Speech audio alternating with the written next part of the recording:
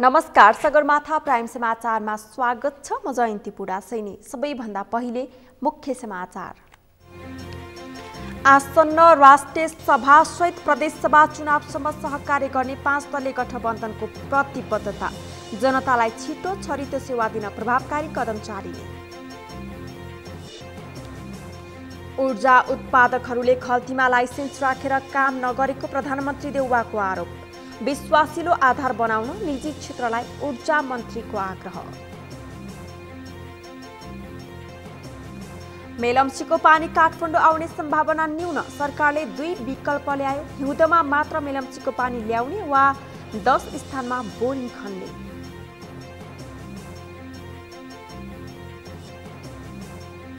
आगोसँग नखेल्न अमेरिकी राष्ट्रपति बाइडेनलाई चिनिया राष्ट्रपति सीको चुनौती। अमेरिका एक चीन नीतिमा प्रतिबद्ध रहेको व्हाइट हाउसको भनाइ। रसाइली स्मारक डिभिजन लिग फुटबल प्रतियोगिताको खेल तालिका सार्वजनिक। आगामी शुक्रबारबाट खेल हुँदै।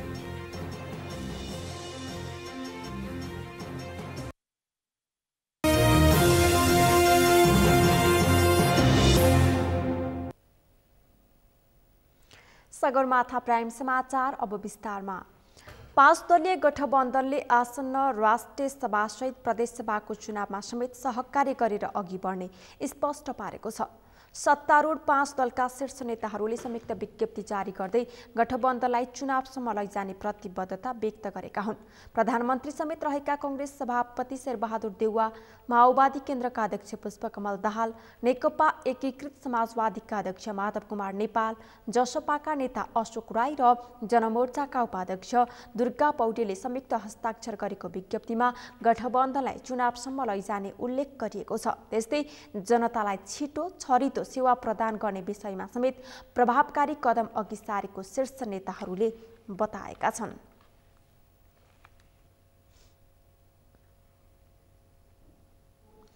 प्रधानमन्त्री शेरबहादुर देउवाले विद्युतीय चुल्हो र विद्युतीय बस सञ्चालनका लागि सरकारले प्रोत्साहन गर्ने बताउनु भएको छ। आज स्वतन्त्र ऊर्जा उत्पादकहरूको संस्था नेपाल इपानको 19 र 20औं साधारण सभामा प्रधानमन्त्री देउवाले विद्युतीय चुल्हो र विद्युतीय बस सञ्चालन गर्नुपर्ने बताउनुभयो। उहाँले विद्युतीय चुल्हो र बस सञ्चालनका लागि उद्यमी व्यवसायीहरूलाई सरकार प्रोत्साहन गर्न तयार रहेको बताउनुभयो। प्रधानमन्त्री देउवाले देशभर विद्युतीय सामग्रीहरूको प्रयोग गरी देशलाई नमुना बनाउनु पर्नेमा जोड दिनुभयो। उहाँले ऊर्जा उत्पादकहरूले खल्तीमा लाइसेन्स लिएर काम नगर्ने गरेको भन्दै काम गर्न पनि आग्रह गर्नुभयो।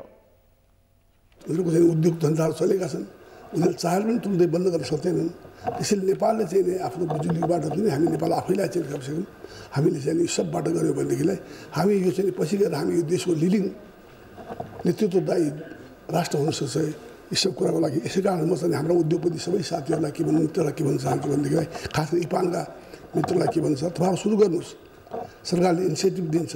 अघि हाम्रो मन्त्रीजीले भन्नुभयो खल्तीमा लाइसेन्स ल्याएको छ, काम गर्दै गर्दैन, त्यो पनि भएन नि, काम पनि गर्नु पऱ्यो। र त्यो कुरा तपाईँलाई के भन्छ, तपाईँलाई हामी सारा सहुलियत दिन तयार छौँ। तपाईँहरू ब्याट्रीमा जानुहोस्, लाग्नुहोस्।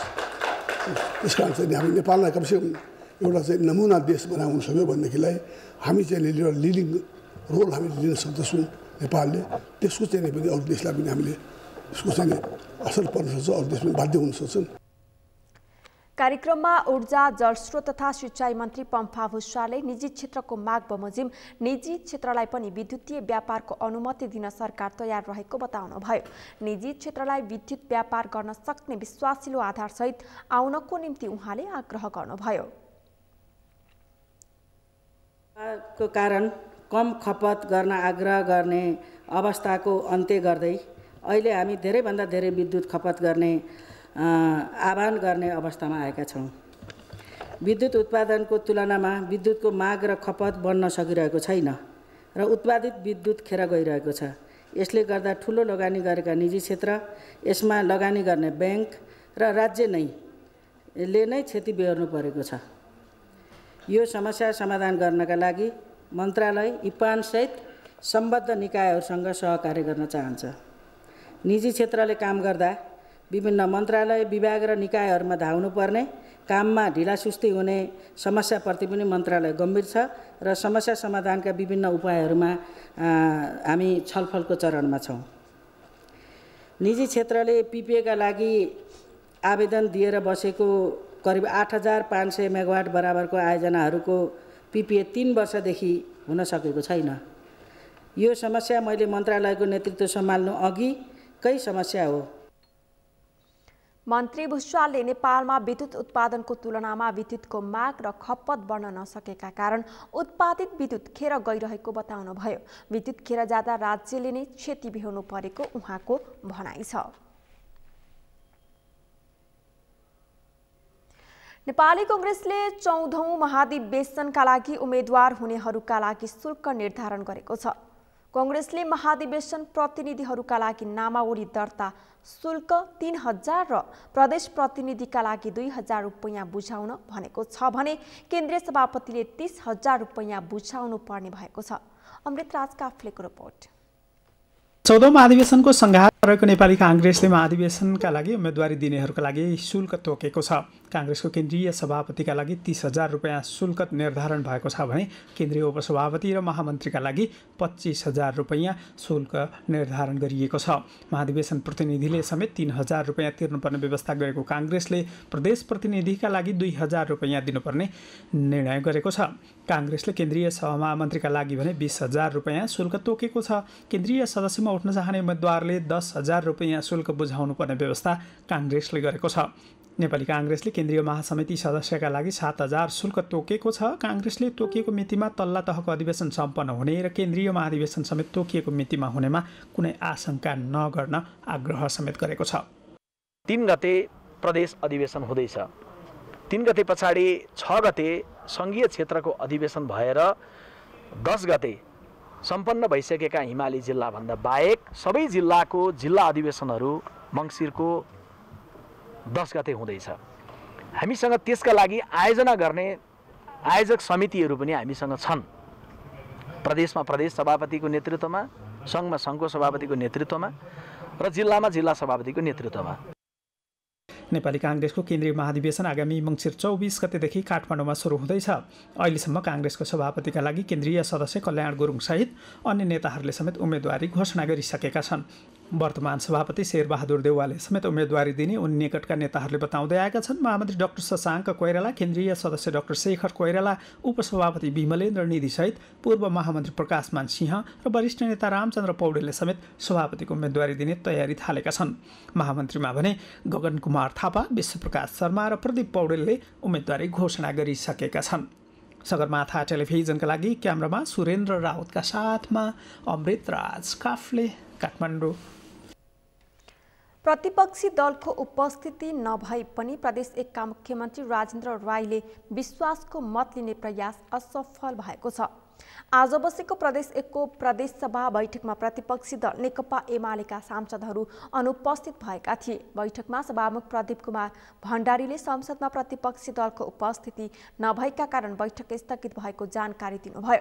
संसद नियमावलीमा कोही पनि प्रतिपक्षी दलका सांसद संसदमा उपस्थित नभई बैठक चल्न नसक्ने उल्लेख छ। सोही अनुसार बैठक बुधबारसम्मका लागि स्थगित गरिएको सभामुख भण्डारीले बताउनुभयो। सभामुख भण्डारीले बुधबार बस्ने बैठकमा विपक्षी दलका तर्फबाट सांसदहरूलाई उपस्थित हुन आग्रह पनि गर्नुभयो। कारबाही प्रारम्भ हुन्छ।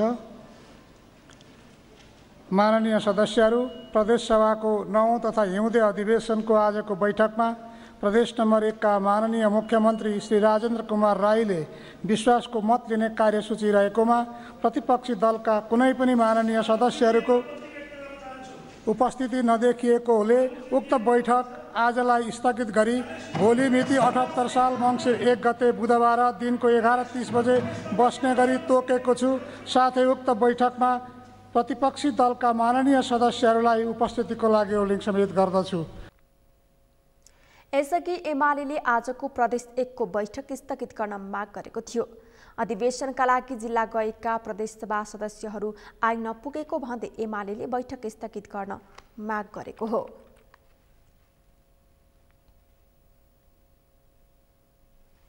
नेपाल बार एसोसिएसन र सर्वोच्च अदालतका न्यायाधीशहरूबीच न्यायालयमा देखिएको समस्या समाधानको सम्बन्धमा छलफल भएको छ।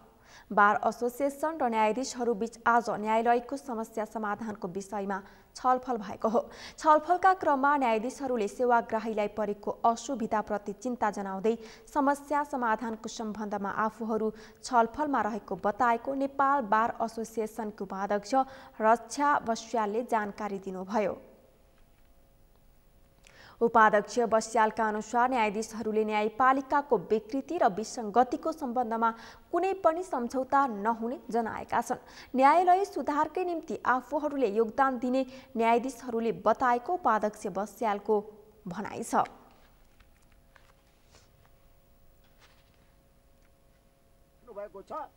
त्यसकारणले गर्दाखेरि उहाँको राजीनामा अपरिहार्य छ। उहाँको राजीनामाबाट मात्रै सुधारका कदमहरू अगाडि बढ्न सक्छ।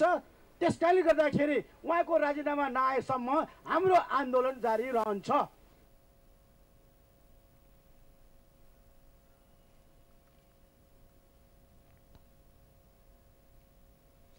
भक्तपुरमा चाइनिज हाइब्रिड धान खेती लगाउने अधिकांश किसानहरू मर्कामा परेका छन्। करिब 1300 रोपनी जमिनमा रोपेको धानमा दाना नलागेपछि किसान मर्कामा परेका हुन्। भक्तपुर जिल्लाको चागुनारायण नगरपालिका र सूर्यविनायक नगरपालिकाका किसानले चाइनिज DY28 जातको हाइब्रिड धान रोपेपछि यस्तो सङ्कट उत्पन्न भएको हो। एक रिपोर्ट। भक्तपुरमा करिब 1300 रोपनी जमिनमा रोपेको धानमा दाना नलागेपछि किसान मर्कामा परेका छन्। भक्तपुर जिल्लाको चाङ्गुनारायण नगरपालिका र सूर्यविनायक नगरपालिकाका किसान मर्कामा परेको भक्तपुरमा भएको धानबाली र स्थानीय बिउ बिजन संरक्षण तथा विषादी सम्बन्धी कृषक अन्तर्क्रिया कार्यक्रममा जानकारी दिएको थियो। भक्तपुर जिल्लाको चाङ्गुनारायण नगरपालिका र सूर्यविनायक नगरपालिकाका अधिकांश किसानले चाइनिज DY28 जातको हाइब्रिड धान रोपेका थिए। सो जातको हाइब्रिड धानको बिउ रोपेको खेतमा एउटा पनि दाना नलागेपछि किसान मर्कामा परेका हुन्। भक्तपुरका किसानले विगत 4 वर्षदेखि DY28 जातको धान रोपेर पर्याप्त धान उत्पादन गरिरहेका थिए। तर यसपटक भने DY28 जातको धानमा एउटा पनि दाना नलागेपछि परिवार कसरी पाल्ने भन्ने चिन्ताले भक्तपुरका किसानलाई सताएको छ। भक्तपुरका किसानले सो जातको धान 4 वर्षदेखि लगाउँदा कुनै समस्या नदेखिएको र स्थानीय लोकल जातको धान रोप्दा 4-5 मुरी धान उत्पादन हुने ठाउँमा DY28 जातको हाइब्रिड धान रोप्दा 8 देखि 10 मुरी धान उत्पादन हुने गरेको थियो। लोकल स्थानीय जातको बिउ बिजन लगाउन छाडेर किसानहरू हाइब्रिड बिउमा आकर्षित हुँदा कृषि उत्पादनमा समेत समस्या आउने देखिएको छ। किसानलाई हाइब्रिड बिउ बिजनतर्फ आकर्षित गर्नुभन्दा स्थानीय लोकल बिउ बिजनको संरक्षण गरी उत्पादन बढाउनतर्फ सरकारको ध्यान जानु अति आवश्यक रहेको छ। कृषकले पनि एकैपटक धेरै उत्पादन गर्ने लोभमा नफसेर विदेशी हाइब्रिड जातको बिउ बिजनको प्रयोग नगरी स्थानीय लोकल बिउको संरक्षण गर्नुपर्ने कृषकहरूले बताएका छन्। तपाईहरुले शिक्षा लिनुपर्छ। त्यही भएर हाम्रो स्थानीय बिउलाई नाच्नु हुँदैन। जति हुन्छ यो DY28 रोपे जस्तै 23 रोप्नुस्, तपाई खुमन 4 रोप्नुस्, आफूले नभने 6 मुरी त फल्छ। मजदुर दिनु पर्यो। हामी चाहिँ थोरै मजदुर दिएर धेरै उत्पादन लिन खोजेको हामी किसान भएर यस्तो हामी खातामा परिरहेको छौँ। दैनिकोटको साथीहरू आउनु भएको छ। दैनिकोटमा अस्ति हामी जाँदाखेरि नगरपालिकाले दिएको बिउ यदि नलागेको भए उहाँले खानुलाई पनि नभएको अवस्था थियो। नगरपालिकाले वितरण गरेको धानको बिउ एकदम राम्रो भयो सुलभमा सूर्यविनायक नगरपालिकामा त्यस्तो हुँदो रहेछ। र हाम्रो चाहिँ प्रदेशभित्र आफ्नो देशभित्र के चाहिँ चाहिने चिजहरू के आयो, नचाहिने चिज के आयो त्यसलाई चाहिँ अनुगमन गर्ने। यदि राम्रो चिज आयो त्यसलाई चाहिँ पुरस्कृत गर्ने, यदि नराम्रो चिज आयो भने दण्ड गर्ने कुराहरू भएन। यहाँ सबै के भयो भने कसले गर्यो, मेरो मान्छेले गर्यो कि तेरो मान्छेले गर्यो, आफ्नो मान्छे छानेर आफ्नो मान्छेले गरे ठिक, अर्को मान्छेले गरेको अर्को चाहिँ समर्थनले गरेको बेठी भयो। त्यसले गर्दाखेरि हामी चुक्यौँ। तपाईँ हामीले चाल नपाइकन तपाईँहरूको हातबाट बिउ जस्तो संवेदनशील विषय हाम्रो हातबाट पाइसकेको छ। हामीले एकचोटि टक्क उभिएर सोच्ने हो भने निकै पीडादायी अवस्था हो र हामी लगभग 5000 वर्षको नेपाली कृषिको इतिहास छ र अब मलाई लाग्छ यो 50 वर्षमा विशेष गरेर राष्ट्रिय नीतिले जुन खालको हरित क्रान्तिको मोडल अवलम्बन गर्यो, धेरै फलाउने ठुलो फलाउने जुन खालको एउटा बाटो दियो, त्यो बाटोबाटै आजको यो दुर्गति आइपुगेको कुरामा दुई मत छैन। आज कुनै किसानलाई अमल खडाएर समस्याको समाधान हुँदैन। भक्तपुरमा यसपटक DY 28 जातको हाइब्रिड जातको धानमा दाना नलागे जस्तै 2071 सालमा भक्तपुरमै DY 69 जातको धानमा दाना नलागेको किसान नेमा फोकिलले जानकारी दिए। उनका अनुसार उक्त समयमा 14,000 भन्दा बढी किसानको खेत बाँझे भएको थियो। सोही समस्या फेरि भक्तपुरका किसानले अहिले भोगिरहेका छन्। कृषक समूहमा मात्र अन्तर्गतबाट कार्यक्रमहरू दिएर किसानहरूको बिउ उत्पादन गरिन्थ्यो र त्यो बिउ कलेक्सन गरिन्थ्यो। कति किसानहरूले पढाइ गरेर एउटा किसानले अलिकति राम्रो भाउ पायो भने अनि त्यो सोच लगायो भने त्यो किसानले त्यो बिउ जिल्ला कृषि विकास कार्यालयले बेच्ने। त्यो बिउ चाहिँ किसानले अर्को ठाउँमा अर्को क्षेत्रमा चाहिने अनि विभिन्न कारणले बिग्रेको अनुभवहरू पनि छ। हाइब्रिड जातको धान बिउ प्रयोग गर्दा यस्ता समस्या पटक पटक दोहोरिने गरेको छ। त्यसकारण किसान पनि सचेत हुनुपर्दछ। लोकल स्थानीय जातको बिउको संरक्षण गर्ने दायित्व कृषकको पनि भएको चाङ्गुनारायण नगरपालिकाका प्रमुख सोमप्रसाद मिश्रले बताएका छन्। उनका अनुसार खेतमा बाली लगाउँदा कुन बिउ प्रयोग गर्ने भन्ने कुरामा कृषक सचेत हुनु अति आवश्यक रहेको छ। चाङ्गुनारायण नगरपालिकामा धान खेतीमा भएको नोक्सानीका सवालमा भने नगरपालिकाले पनि अध्ययन गरिरहेको उनले बताएका छन्। उनका अनुसार अब पीडित किसानहरूलाई कसरी के राहत दिन सकिन्छ भन्ने विषयमा आफूहरू छलफलमा जुटेको समेत बताएका छन्। यो पनि एक किसिमको विपद हो। त्यही हिसाबले हामी विपद कोषबाट थुप्रै दिन हामी सहयोग गर्न सक्छौँ। तथ्याङ्क आइपुगेपछि हामी तपाईँको जति क्षति भएको सबै क्षति हामी क्षतिपूर्तिको हिसाबले नगरपालिकाले विवरण दिन सक्दैन। तर राहत तपाईँलाई दुःख पर्दा हामी साथमा छौँ है, हामीले सम्झेका छौँ। कम्तीमा हामीले मरण आउन खोजेका छौँ भन्ने हिसाबले राहत हामी उपलब्ध गराउन प्रयत्न गर्नेछौँ। नगरभित्र धान खेतीमा भएको नोक्सानी र किसानहरूलाई परेको मर्कालाई मध्यनजर गर्दै नगरपालिकाले आपतकालीन कोषबाट केही राहत उपलब्ध गराउने समेत जानकारी नगर प्रमुख मिश्रले दिएका छन्। धान काटेर गहुँ तथा तोरी लगाउन यति बेला बर्दियाका किसानलाई भ्याइ नभ्याइ छ। तर बजारमा सहज रूपमा रासायनिक मल नपाउँदा किसान चिन्तित छन्। धानको उत्पादनबाट मार खेपेका बर्दियाका किसानलाई गहुँ तोरी छर्ने बेलामा पनि मल नपाएर चिन्ता थपिएको छ। बर्दियाबाट मुरली गोडियाको रिपोर्ट। बर्दियामा कृषि कर्मको लागि चाहिने रासायनिक मलको अभाव भएको छ। एग्रोभेट र सहकारीहरूमा मलका लागि किसानहरू दैनिक भौतारिए पनि मल पाउन सकेका छैनन्। दुःख गरेर धान उत्पादन गरेका किसान अन्तिम चरणमा समर्थन मूल्य समेत नपाएर दुखित बनेका छन्। यही अवस्थामा नयाँ बालीका लागि समेत मल नपाएपछि कसरी गुजारा चलाउने भन्ने चिन्ता थपिएको छ किसानहरूलाई। मल खाद मिल नहीं रही है और क्या कहता है कैसे गेहूँ बोवा जाए, गेहूँ के बोग से टेम है, बिया कुछ वह नहीं मिल रहा है, कैसे किया जाए। तो मतलब क्या कहते हैं व्यवस्था सरकार करे और सरकार सुन नहीं रही है कि हाँ मल खाद दे। बर्दिया जिल्लामा धान गहुँ तोरी लगायत अन्न बालीका लागि आवश्यक रासायनिक मल प्राय हरेक वर्ष अभाव हुँदै आएको छ। अन्नको भण्डार मानिएको बर्दियामा अहिले मलको अभाव हुनु दुःखद कुरा भएको किसानहरूको गुनासो रहेको छ। यसरी मल बिउ समयमा नपाउनु, उत्पादन गरेको अन्न बालीको उचित मूल्य नपाउनु लगायत समस्या देखेर कतिपय कृषक पेसाबाट नै पलायन हुने अवस्थामा पुगेका छन्। कृषि पेसामै आफ्नो जीवन जिउने आधार बनाएका कृषकले गहुँ तोरी लगायत बालीलाई आवश्यक मल तत्काल व्यवस्था गरिदिन माग गरेका छन्। हामीलाई यो बर्दिया जिल्लाभरिमा हामीले गहुँ छर्ने सिजनमा, तोरी छर्ने सिजनमा हरेक वर्ष मलको अभाव हुने र मल नपाउने बारम्बार समस्या भएको हुनाले हामीलाई जसरी भए पनि कुन निकायले हुन्छ हामीलाई खेती गर्ने किसानहरूलाई अलिकति चारोभन्दा चारो मल समयमा हामी पाउनुपर्छ, तब हाम्रो खेतीहरू चाँडो हुन्छ। नत्र हाम्रो खेतीहरू छर्ने समयमा जग्गा सुक्ने र पछि हुँदै जान्छ। यो समस्या पनि हामी वर्षै वर्ष एकदमै भोग्दै आएका छौँ। यो हामीलाई हेर्ने निकायले चारोभन्दा चारो ध्यान दियोस् र हामीलाई रासायनिक मल चारोभन्दा चारो उपलब्ध गराओस्।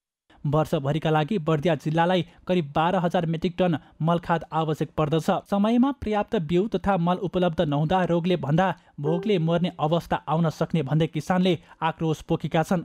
कृषि सामग्री कम्पनी लिमिटेडले पर्याप्त मात्रामा मल पुर्याउन नसक्ने जनाएको छ। गहुँ र तोरीका लागि करिब 2500 मेट्रिक टन मल आवश्यक परे पनि केही दिनमा 500 देखि 700 मेट्रिक टन मात्रै मल आउन सक्ने कम्पनीले जनाएको छ।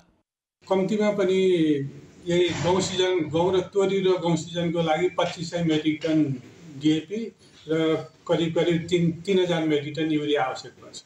र डिएपी अब यो हप्ताभित्र 2-4 दिनभित्र प्राप्त हुने जानकारी प्राप्त भएको छ र मल चाहिँ गौँ सिजनको लागि पर्याप्त हामीले आउन सक्ने स्थिति छैन र तत्काल चाहिँ करिब 500 मेट्रिक टन डिएपी र अरू थप 100-200 हरेक 700 मेट्रिक टन जति युरिया हाम्रो यहाँ आउने कुराकानी भएको छ अहिलेसम्मलाई।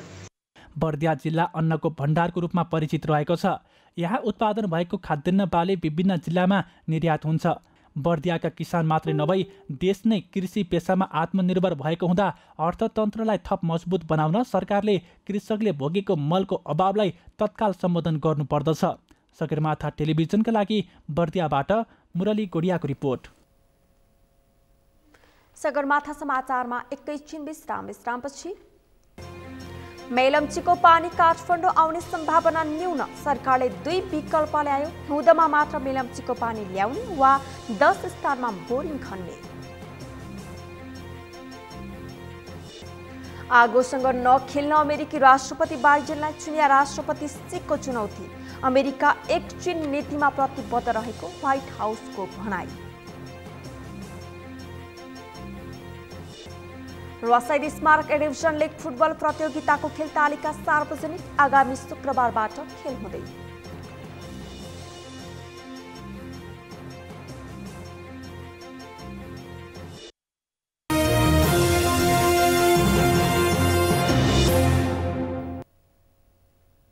विश्रामपछि पुनः स्वागत छ। अब बाँकी समाचार। मेलम्ची नदीमा आएको बाढीले मेलम्ची खानेपानी आयोजनामा क्षति पुर्याएपछि त्यसको पुनर्निर्माण गर्न सरकारले 2 विकल्प सहितका योजना अघि बढाएको छ। सरकारले चाँडै मेलम्चीको पानी काठमाडौँ ल्याउने दाबी गरेको भए पनि समयमै पानी आउनेमा सर्वसाधारणमा शङ्का छ। शान्ता दनुवारको रिपोर्ट। 3 दशक लामो प्रयासपछि मेलम्चीको पानी काठमाडौँ उपत्यकामा ल्याए लगतै गत वर्षातमा बाढी पहिरोले मुहानमा क्षति पुर्याएर आयोजना अवरुद्ध बनेको छ। बाढी पहिरोले क्षतिग्रस्त मेलम्ची खानेपानी आयोजना पुनर्निर्माणको काममा ढिलाइ हुने भएकाले सरकारले 2 नयाँ विकल्प अघि सारेको छ। 2 विकल्पमध्ये एउटा अस्थायी रूपमा हिउँदमा मात्र मेलम्चीको पानी ल्याउने र दोस्रो विकल्पमा काठमाडौँ उपत्यकाका 10 स्थानमा नयाँ बोरिङ खन्ने योजना छ। मेलम्ची नदीको बाढी पहिरो नियन्त्रण नगरेसम्म दीर्घकालीन रूपमा पानी ल्याउन चुनौती रहेको मेलम्ची खानेपानी आयोजनाले जनाएको छ। अब विभिन्न चरणमा छलफल भएर केही कुरा टेक्निकल गरेर हामीले चाहिँ त्यसलाई चाहिँ मन्त्रालयमा फाइल पठाएका छौँ। अब मन्त्रालयबाट हाम्रो मन्त्रीजीसँग त्यो फाइल ल्याउनुहोस्, हामी क्याबिनेट डिसेम्बर आउँ भन्ने कुरा भएको छ। त्यो भयो भने यतापट्टि हाम्रो प्रिपरेसन त्यो भयो भने हामी डाइरेक्ट इम्प्लिमेन्टेसन हामी जानलाई यता हाम्रो पूर्व तयारी गरिरहेका छौँ। सरकारले पनि टार्गेट राखेको छ, हामी पनि सरकारी अङ्ग भावनाले हामीले चाहिँ मिनिमम काम गरेर तत्काल हाम्रो प्रायोरिटी चाहिँ काठमाडौँलाई जति सक्यो चाँडो काठमाडौँवासीलाई चाहिँ हिजो मेलम्चीले एउटा आश्वासन दिएको छ, एउटा चाहिँ आश जगाएको छ, त्यो आशलाई नमरोस् भन्ने चाहिँ हाम्रो सोचाइ छ। मेलम्ची आयोजनाको हेडवर्क क्षेत्रमा रहेको गेग्राम सफा गर्ने तथा अस्थायी संरचना निर्माणको काम भेरिएसन मार्फत गराउने प्रस्ताव मन्त्री परिषदमा लैजाने गरी मेलम्ची खानेपानी विकास बोर्डले तयारी गरेको छ। यो योजना अनुसार काम भए चैतसम्ममा वैकल्पिक माध्यमबाट मेलम्चीको खानेपानी काठमाडौँ आउनेछ। अनि पुनर्निर्माण काम ढिलो हुँदैन, हामीले प्रायोरिटी मात्रै तोकेको हो। कुन काम फर्स्ट गर्दाखेरि हामीले चाहिँ प्रत्यक्ष हामीलाई चाँडै बेनिफिट पाउन सक्छौँ भनेर, किनभने पुनर्निर्माणको काममा अहिले हामीले हिजो पनि टेम्परेरी पानी चलाएको त्यो 2टा काम गऱ्यौँ भने हामी टेम्परेरी पानी चलाउन सक्छौँ भन्ने हाम्रो मान्यतालाई त्यसलाई प्रायोरिटी दिउँ। अब हेडवर्क्समा तपाईँको विभिन्न स्ट्रक्चर छन्। अब त्यो स्ट्रक्चरमा हाम्रो धेरै कुराले पुरिएको छ। भनौँ त्यो सर्फेसभन्दा माथि 5 मिटर एभरेज पुरेको छ। अझ त्योभन्दा तल त अझ 5-10 मिटर 5-10 भन्दा 20-25 मिटरको त्यो डेब्रिज फाल्नु छ। अब पहिला त्यो डेब्रिज फाल्न थाल्यो भने त हामी पानी चलाउने काममा त हामी पछि पर्छौँ। त्यस कारण चाहिँ हाम्रो प्रायोरिटी चाहिँ पहिला पानी चलाउने, त्यसपछि त्यो डेब्रिज फाल्ने। अब त्यसपछि त्यहाँ चाहिँ अब हेडवर्क्समा यो लेफ्ट साइडमा ठुलो पहिरो छ। त्यसको दीर्घकालीन समस्याको छुट्टी पाटोमा आउला त्यो पहिरो नियन्त्रण। तर चाहिँ तत्काललाई चाहिँ हामीले चाहिँ त्यो बस्ती पनि जोगाउन तत्काल मिनिमम काम गर्न त्यो पनि काम छ। जति सक्यो चाँडो सरकारले चाहिँ मसान्त भनेको छ। तर चाहिँ हाम्रो लाग पुग्यो भने त्योभन्दा अगाडि नै हामी चाहिँ अस्थायी रूपमा चाहिँ पानी चाहिँ पठाउन सफल हुन्छौँ भन्ने कुरा आशा गरेको छु। लामो प्रतीक्षापछि मेलम्चीको पानी काठमाडौँ भित्रिएसँगै सर्वसाधारणमा छाएको खुसी मेलम्ची नदीको बाढी र पहिरोले लुटेको थियो। अब सरकारले प्रभावकारी र दीर्घकालीन योजना बनाएर सकेसम्म चाँडो मेलम्ची आयोजनाको पानी काठमाडौँ ल्याउने वातावरण बनाउन आवश्यक छ। सगरमाथा टेलिभिजनका लागि क्यामेरामा सुरेन्द्र राउतका साथ शान्ता दनवार, काठमाडौँ। पेट्रोलियम पदार्थको मूल्य वृद्धि फिर्ता लिन माग गर्दै नेत्रविक्रम चन्द नेतृत्वको नेकपाले आह्वान गरेको नेपाल बन्दको प्रभाव आज आंशिक रूपमा परेको देखियो। केही जिल्लामा सार्वजनिक सवारीका साधन चलेनन् भने काठमाडौँ उपत्यकाको यातायात सामान्य थियो। आम सर्वसाधारणको जनजीविकासँग सम्बन्धित माग रहेकाले धेरैले विप्लवको आह्वानलाई समर्थन गरेको पाइन्छ। यता विप्लव नेकपाका नेताहरूले भने बन्द सफल भएको दावी गरेका छन्। उनीहरूले मूल्य वृद्धि फिर्ता नभई फेरि आन्दोलन गर्ने चेतावनी दिएका छन्। अमृत ढकालको रिपोर्ट। पेट्रोलियम पदार्थको मूल्य वृद्धि फिर्ता लिन माग गर्दै नेत्रविक्रम चन्द नेतृत्वको नेकपाले आह्वान गरेको नेपाल बन्दको प्रभाव मङ्गलबार आंशिक रूपमा परेको देखियो। यता विप्लव नेकपाका नेताहरूले भने बन्द सफल भएको दावी गरेका छन्। पेट्रोलियम पदार्थ सहितका दैनिक उपभोग्य वस्तुहरूमा गरिएको मूल्य वृद्धि तत्काल खारिज गर्न सरकारलाई जनजवाब दिने भन्दै बन्द आह्वान गरेको नेकपाले जनाएको छ। बन्दका कारण विद्यालय, बैंक तथा वित्तीय संस्था सञ्चालनमा आएनन्। मुख्य सहरमा बन्दको कम प्रभाव परे पनि लामो दूरीका सवारी चलेनन्।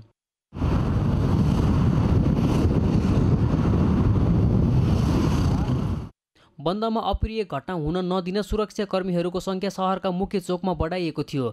सार्वजनिक सवारी नचल्दा यात्रुले भने शास्ति बेहोरेका थिए। बिहान त साह्रै दुःख पाइयो होइन, बिस्तारै अलिअलि थोरै भए पनि गाडीहरू चलिरहेको थियो। जियोस् प्रभाव चाहिँ राम्रै पर्यो जस्तो लाग्यो बन्दले गर्दा। दुःख एकदम साह्रै दुःख नि, हिँडेर आउनु पर्यो, काम गर्ने मान्छे होइन, हिँड्दै आउनु पर्यो, गाह्रो भयो। म त यहाँ बौद्धदेखि हिँडेर आउँदाखेरि त साह्रै दुःख त हुँदो रहेछ। यो बन्दको कारणले बन्द चाहिँ नभइदियो हुन्थ्यो। अब किन भनेदेखि बन्द गर्दाखेरि गरिब जनताहरूलाई चाहिँ साह्रै गाह्रो हुँदो रहेछ। नेताहरूलाई त त्यति गाह्रो हुँदैन होइन। नेताहरू भने त आफ्नो गाडी चढ्ने, हिँड्ने, तोडफोड गरे नि, अब गर्न थाले नि आर्मी पुलिस भइहाल्छ। तर गरिब जनतालाई चाहिँ साह्रै दुःख भयो क्या। म चाहिँ सानोदेखि भक्तपुरदेखिबाट हिँडेर आएको र आजको बन्दले गर्दा चाहिँ साह्रै दुःख पाइयो। माग जायज भए पनि खबरदारी शैली गलत भएको भन्दै नेकपाका नेतालाई सर्वसाधारणले खबरदारी गरेका थिए। यता नेताहरूले भने आफूहरूले गरेको आह्वान सफल भएको दावी गरेका छन्। र हामीले जो अपिल गरेका थियौँ त्यसको निम्ति सिङ्गो नेपाली जनताको सोलिडारिटी, एकता, ऐक्यबद्धता बन्दको के अरे यो मूल्य वृद्धिका विरुद्धमा अभिव्यक्त भएको छ। त्यसको निम्ति हाम्रो पार्टीको तर्फबाट, हाम्रो महासचिवको तर्फबाट र मेरो आफ्नो तर्फबाट सम्पूर्ण नेपाली जनतालाई र व्यवसायी सबै क्षेत्रका जनतालाई हार्दिक धन्यवाद दिन चाहन्छु र आभार पनि प्रकट गर्न चाहन्छु। र म यो भव्य रूपमा सफल भएको छ। सर्वसाधारणको मागलाई नै आफ्नो मुद्दा बनाएको बताउँदै नेताहरूले माग पुरा नभए फेरि आन्दोलन गर्ने चेतावनी दिएका छन्। हो, नेपाल बन्द, किनभने नेपाल यत्रो सङ्घर्ष गर्दाखेरि पनि, एक दिन गर्दाखेरि पनि, किनभने एक दिनमा नेपाल बन्द गर्दा सरकारलाई ठुलो नोक्सान पर्छ। सामान्य जनताको त केही हुँदैन, किनभने जीविका चलिरहेकै हुन्छ, जनताको कुरा भइहाल्यो। व्यवसायीहरूको पनि सामान्य कुरा हो। तर सरकारलाई ठुलो नोक्सान पर्छ। राज्यको नोक्सानीको निम्ति र जनतालाई त पर्ने नोक्सानी चाहिँ मूल्य वृद्धिबाट गरिरहेको छ। त्यो नोक्सानी बेहोर्ने या यसलाई सम्बोधन गर्ने, जनताको जीवन उठाउने र राज्यको सम्पन्नताको कुरा गर्ने, यो सरकारले छान्नु पर्यो यो बाटोमा। त्यसो गर्दा हामी के भन्छौँ भन्दाखेरि देशलाई त्यो प्रकारको बन्दको दिशातिर जान नदिनको निम्ति र द्वन्द्वको दिशातिर जान नदिनको निम्ति सरकारले सम्बोधन गर्नुपर्छ, जनताको मागलाई सम्बोधन गर्नुपर्छ भन्ने हाम्रो कुरा हो। देशभर बन्दको सामान्य प्रभाव परेको थियो। बन्द गराउँदै हिँड्ने 249 जनालाई प्रहरीले पक्राउ गरेको थियो। सगरमाथा टेलिभिजनका लागि क्यामेरामा सुरेन्द्र राउत र केशव तिमिल सिन्हाका साथमा अमृत ढकाल, काठमाडौँ। पेट्रोलियम पदार्थको मूल्य वृद्धिको विरोधमा नेत्रविक्रम चन्द नेतृत्वको नेकपाले आह्वान गरेको नेपाल बन्दको प्रभाव तनहुँमा पनि परेको छ। बन्दका कारण जिल्लाका बजार क्षेत्रका व्यापार व्यवसाय बन्द हुन पुगे भने शैक्षिक संस्थाहरू पनि खुल्न सकेनन्। बन्दका कारण जिल्लाका बैंक तथा वित्तीय संस्था आंशिक रूपमा खुलेका थिए भने सरकारी कार्यालयहरू खुले पनि सेवाग्राहीको उपस्थिति भने न्यून रहेको थियो। पृथ्वी राजमार्गमा सञ्चालनमा आएका सवारी साधनलाई तनहुँ प्रहरीले स्कटिङ गरी जिल्लाको सीमा कटाएको थियो भने भित्री तथा ग्रामीण सडकमा यातायातका साधन सञ्चालनमा नआउँदा सर्वसाधारणले शास्ति झेल्नु परेको थियो। त्यस्तै मंगलबार बिहानै बजार बन्द गराउन हिँडेका बन्दकर्ताहरूलाई प्रहरीले नियन्त्रणमा लिएको थियो। तनहुँ प्रहरीले दमौलीबाट 11 जना र डुम्रे बजारबाट 2 जनालाई नियन्त्रणमा लिएको प्रहरी नायब उपरीक्षक युवराज तिमिल सिन्हाले बताउनुभयो।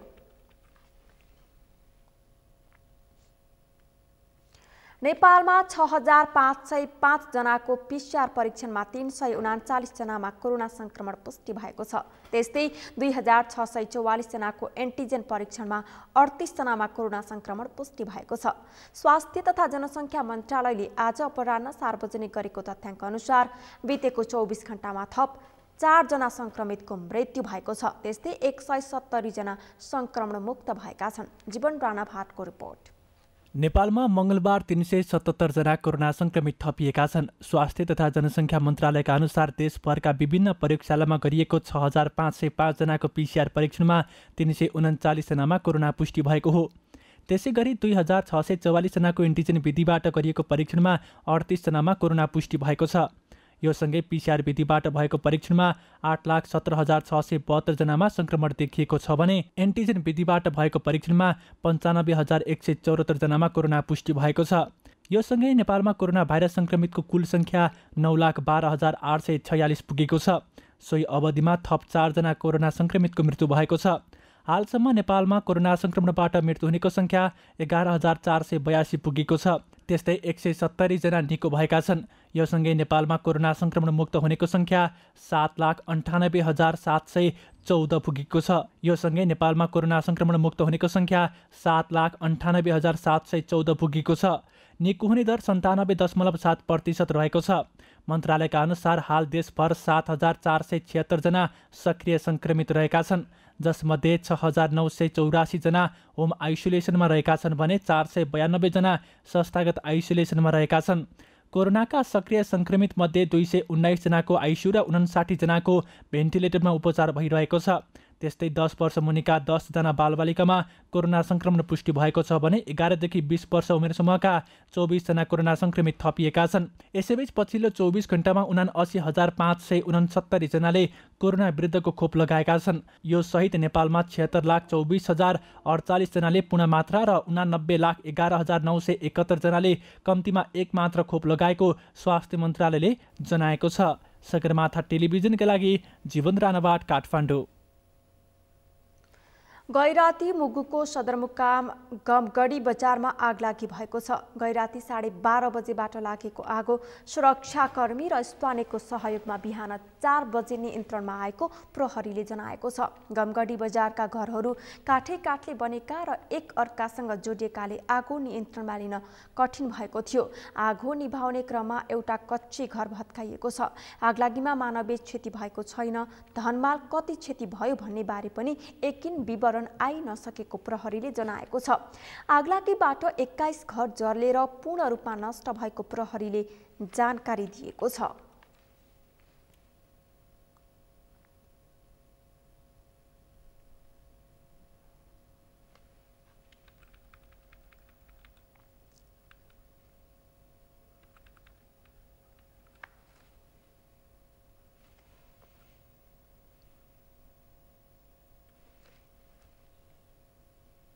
स्थानीय सरकारले नयाँ पर्यटकीय गन्तव्यको विकास गरेसँगै कोरोना भाइरस संक्रमणका कारण घरमै खुम्चिएका पर्यटकहरू घुमघाममा निस्कन थालेका छन्। कोरोनाले थलिएको पाल्पाको पर्यटन व्यवसाय पुरानो लयमा फर्किन थालेको छ। कस्तो छ त अवस्था? पाल्पाबाट किरण कौशलको रिपोर्ट। स्थानीय सरकारले नयाँ पर्यटकीय गन्तव्यको विकास गरेसँगै कोरोनाले थलिएको पाल्पाको पर्यटन व्यवसाय पुरानो लयमा फर्किन थालेको छ। रम्बा गाउँपालिकाको धार्मिक स्थल रम्बादेवी भगवती मन्दिर र रिमिगा लेक पर्यटकीय गन्तव्यको रूपमा विकास भएको छ। प्रसिद्ध धार्मिक रम्बादेवी भगवती मन्दिर र रिमिका लेक 2 पर्यटकीय स्थल भएपछि धेरैको आकर्षण बढेको छ। यी पर्यटकीय गन्तव्यहरू धार्मिक आस्थाको केन्द्र र प्राकृतिक मनमोहक स्थल बनेका छन्। रम्बादेवीलाई नयाँ धान भित्राएपछि देवीलाई चढाउने प्रचलन रहेको छ। भक्तजनहरूमा रम्बादेवी भगवती पूजा गरेमा मनोकांक्षा पुरा हुने विश्वास रहेको छ। यहाँ त खास अब तपाईँको बलि अब पञ्चबली हुन्छ, त्यसपछि गएर अरू अब यो वन्न बालीहरू नयाँ हुँदाखेरि रोडसट ल्याउने गर्ने पहिला यहाँ चढाउन आउने सिस्टम हुन्छ। नुहाइ खाइसकेपछि त्यहाँको धानको पहिला लिएर आएर यहाँ चढाइसकेपछि त्यसपछि पूजा गर्ने सिस्टम हुन्छ हामीहरूको गएर। अनि त्यसपछि बलि पञ्चबली अब इत्यादि कुराहरू यस्ता अब यताउति जाँदा कोही ब्लाउज जाँदैछ भने म आएर पूजा टक्राउँछु। म यसरी चाहिँ अब गएर मेरो कामना पुरा इच्छा भयो भनेदेखि म आएर चाहिँ यसरी भयो देवीपट्टि म यसरी चाहिँ बलि लिएर आउँछु भन्ने आस्थाहरू। रम्बादेवी मन्दिर आर्य भन्ज्याङ रामपुर सडक खण्डबाट नजिकै र तानसेनबाट 31 किलोमिटर दूरी र समुद्र सतहदेखि करिब 4300 फिटको उचाइमा पर्दछ। रम्बादेवीमा भगवान रामले जङ्गल घुम्ने क्रममा सीताको तिर्खा मेटाउन बाण हानेर मन्दिरको माथि पानी निकालेको भनाइरहेको छ। यस मन्दिरमा पञ्चवली रोट नरिवल परेवा चढाउने वा भाकल अनुसार पूजाआजा गरेमा मनले चिताएको काम पुरा हुने विश्वास रहेको छ। राम र सीता वनवासको क्रममा यहाँ आएर यहाँ बस्दाखेरिमा पानी नभएको हुँदा रामले सीताले मलाई प्यास लाग्थ्यो यहाँ पानी भइदिएदेखि हुन्थ्यो भन्दा रामले चाहिँ बाण हालेर निकालेको पानी रामले सीतालाई रमा भनेर बोलाउने भएको हुनाले रमाले खान भनेर निकालेको पानी भएको हुनाले रमा पानी खास त रम्बा पानी त पछि गएर रमा पानी खास त रमा पानी गरेर रम्बादेवी यो रम्बादेवीमा पूजा गर्न भक्तजनहरू धेरै आउनुहुन्छ। अब कुना जिल्लाबाट भन्ने हो धेरै जिल्लाबाटै आउनुहुन्छ के अरे अब जिल्लै नतोकौँ पूजा अब दैनिक रूपले पूजा सधैँ हुन्छ। तर बलि पूजा एकादशी औँसी रामनवमी बुद्ध जयन्ती कृष्ण जन्माष्टमी र तिजको दिन बलि पूजा हुँदैन, अरू दिन बलि पूजा पनि हुन्छ। भर्खर अनुसार पुग्छ भर्खर जे उहाँले गर्नुभएको छ नि। कोही विद्यार्थीहरूले पढ्नको लागि म अथवा यसरी एसएलसी पास हुँ अथवा आइए पास हुँ अथवा बिए पास हुँ भनेर विद्यार्थीहरूले भन्नुहुन्छ भने आफ्नो आफ्नो उसले भर्खर त्यस्तै पैसा केको भर्खर हुन्छ पनि भर्ती हुन् भर्ती भएदेखि म यो लिएर आउँछु पञ्चबली लिएर आउँछु भन्ने भर्खर हुन्छ। त्यो भर्खर अनुसार पुग्छ। रम्बादेवी मन्दिर क्षेत्र र रिमिगा लेकमा प्राकृतिक दुर्लभ जडीबुटी र वनस्पतिहरू पाइने भएकोले पर्यटनको हिसाबले महत्त्वपूर्ण मानिन्छ। रिमिगा लेकलाई ऋषिहरूले तपस्या गरेर बसेको पवित्र तपोभूमि समेत भन्ने गरिन्छ। रिमिगा लेकमा प्रवेश गेट, रेलिङ सहितको सिँढी, प्रतीक्षालय, लेकसम्म जाने बाटो, पार्किङ स्थल लगायतका पूर्वाधार निर्माण भएपछि पर्यटकहरू पुग्न थालेका छन्। यहाँ रिमिगा लेकको डाँडाबाट अग्लो हिमालहरू साथसाथै कालीगण्डकी लगायत समथर फाँटहरू हेर्न पाइने राम्रो ठाउँ रहेछ होइन। पर्यटकीयको रूपमा एकदम विस्तार भइरहेको रहेछ, अझै पनि हुने चरणमै रहेछ। यसलाई अझै विस्तार गर्न सके यहाँ चाहिँ पर्यटक आन्तरिक र बाह्य पर्यटकहरूको आउने सम्भावना चाहिँ धेरै नै छ। र हेर्न जताततै चारैतिर हेर्न लेक लगायत कालीगण्डकी लगायत फाँटहरू हेर्नको लागि अग्लो डाँडाबाट निकै नै रमाइलो रहेछ र आउने यस्तो ठाउँ नै पनि रहेछ। ऐपछि व्यस्त जीवनको साथसाथै शनिबार चाहिँ घुम्न आउने रमणीय वातावरण हेर्न आउनको लागि निकै नै रमाइलो ठाउँ रहेछ। धार्मिक र प्राकृतिक वनस्पतिहरूमा धनी रम्बादेवी र रिमिगासँगै बाकुमगढी किल्ला लगायतका प्राकृतिक रमणीय स्थानहरू यस क्षेत्रमा रहेकाले स्थानीय सरकारहरू पर्यटकीय पूर्वाधार विकासमा कसिएका छन्। सगरमाथा टेलिभिजनका लागि पाल्पाबाट किरण कौशलको रिपोर्ट। प्रहरीले बेसी सहर नगरपालिका 11 रामचोक बेसीबाट जुवा खेल्दै गरेको अवस्थामा 9 जनालाई पक्राउ गरेको छ। जिल्ला प्रहरी कार्यालय लमजुङका अनुसार उनीहरूलाई प्रहरीले सोमबार राति 1 बजे पक्राउ गरेको हो। जिल्ला प्रहरी कार्यालय लमजुङका सूचना अधिकारी इन्स्पेक्टर जगदीश रेग्मीको कमान्डमा खटिएको टोलीले उनीहरूको साथबाट नगद 1,15,925 रुपैयाँ सहित 16 गोटी कौडा समेत बरामद गरेको छ। पक्राउ परेका 9 जनामाथि थप अनुसन्धान भइरहेको प्रहरीले जनाएको छ। सगरमाथा समाचारमा एकैछिन विश्रामपछि आगोसँग नखेल अमेरिकी राष्ट्रपति बाइडेनलाई चिनिया राष्ट्रपति सीको चुनौती। अमेरिका एक चीन नीतिमा प्रतिबद्ध रहेको व्हाइट हाउसको भनाई। रसाइद स्मारक ए डिभिजन लिग फुटबल प्रतियोगिताको खेल तालिका सार्वजनिक। आगामी शुक्रबारबाट खेल हुँदै।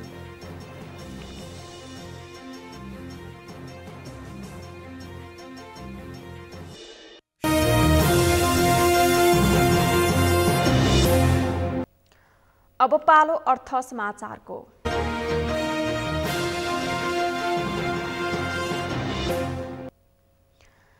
मंगलबार शेयर बजारको परिसूचक नेप्से दोहोरो अङ्कले सुधार देखेको छ। लगातार दोस्रो दिन दोहोरो अङ्कले बढेको बजार परिसूचक नेप्से मंगलबार 69.22 अङ्कले बढेर 2784.58 को बिन्दुमा पुगेको हो।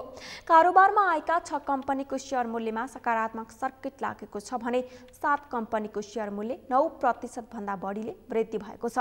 मंगलबार दोस्रो बजारमा 227 कम्पनीको 1,93,221 किता शेयर खरिद बिक्री हुँदा कारोबार रकम 5,52,16,00,000 रुपैयाँ पुगेको छ, जसमा 171 कम्पनीको शेयर मूल्य बढेको छ भने 15 कम्पनीको मात्रै शेयर मूल्यमा गिरावट आएको छ। मंगलबार कारोबारमा आएका सबै उपसमूहमा हरियाली छाएको छ। मंगलबार महालक्ष्मी विकास bank, national hydro power company र अपी पावर कम्पनीको शेयरमा लगानीकर्ताको आकर्षण देखिएको छ। समाचारको अन्त्यमा मुख्य समाचार फेरि एकपटक। आसन्न राष्ट्रिय सभा सहित प्रदेशसभा चुनावसम्म सहकार्य गर्ने 5 दलीय गठबन्धनको प्रतिबद्धता। जनतालाई छिटो छरितो सेवा दिन प्रभावकारी कदम चालिने। ऊर्जा उत्पादकहरूले खल्तीमा लाइसेन्स राखेर काम नगरेको प्रधानमन्त्री देउवाको आरोप। विश्वासिलो आधार बनाउन निजी क्षेत्रलाई ऊर्जा मन्त्रीको आग्रह।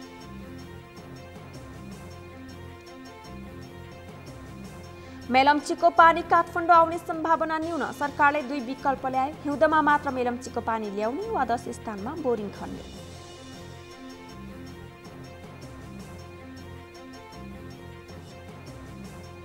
आगोसँग नखेल अमेरिकी राष्ट्रपति बाइडेनलाई चिनिया राष्ट्रपति सीको चुनौती। अमेरिका एक चीन नीतिमा प्रतिबद्ध रहेको व्हाइट हाउसको भनाई।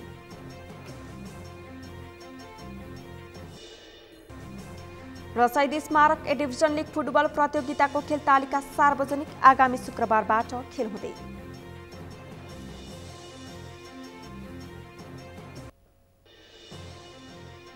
हौस् त सगरमाथा समाचार अहिलेलाई सकियो। तपाईँ समाचार बुलेटिनका साथै सगरमाथा टेलिभिजनका सम्पूर्ण कार्यक्रम www.sagarmatha.tv मा पनि पढ्न र हेर्न सक्नुहुनेछ।